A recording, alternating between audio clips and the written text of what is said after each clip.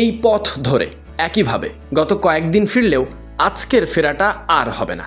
মাঠে লেখা টাইগারদের ইতিহাসও তো আর বদলানো যাবে না। মুশফিকের মাথায় অভিষেকের সেই প্রথম টেস্ট ক্যাপ, আর তা মাথায় দিয়েই অস্ট্রেলিয়াতে প্রথম টেস্ট জয়।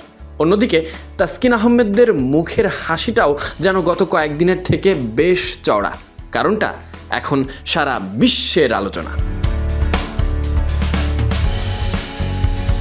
আপাতত ডারউইনে একদিন হাতে রেখেই জয় নিয়ে টিম হোটেলে ফিরছে টাইগাররা। পুরো শিবিরের পথ চলাই অনুভব করা যায় স্বস্তির হাওয়া। অন্যদিকের চিত্রটা আবার পুরোটাই আলাদা। মাথা নিচু করে মাঠ ছাড়লেন ট্রাভিস হেড, মুখ ভার করে স্টিভ স্মিথ সহ অজি ক্রিকেটাররা।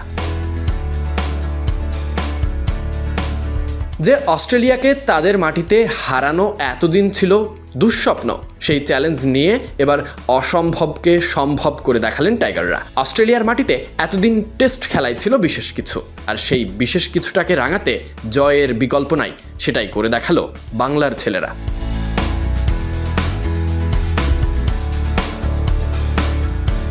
অস্ট্রেলিয়ার মাটিতে দ্রুততম টেস্ট জয়ের তালিকায় ইংল্যান্ডের পরেই এখন টাইগাররা।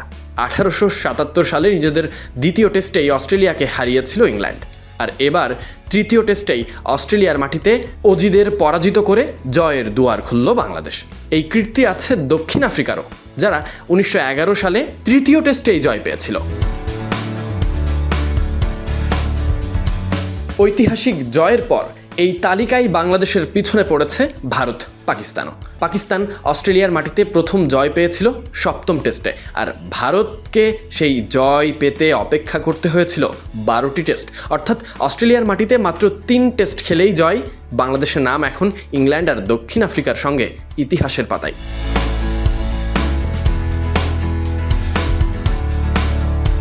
বাংলাদেশ দলের ক্রিকেটাররা তানজিদ তামিম থেকে শুরু করে হাসান মাহমুদ কিংবা তাসকিন আহমেদ, এবাদত হোসেন, মেহেদী হাসান মিরাজরা সবাই মিলেই লিখেছেন ইতিহাস।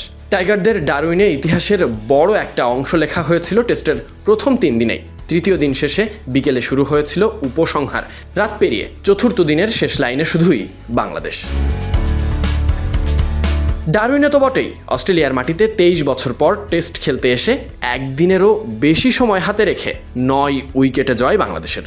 বিশ্ব ক্রিকেটে প্রশংসা কুড়াচ্ছে টাইগাররা। দ্বিতীয় টেস্ট ম্যাচটি কুইন্সল্যান্ডের ম্যাকাই শহরের গ্রেট ব্যারিয়ার রিফ এরিনাতে। আপাতত সবার চোখ থাকবে সেখানে।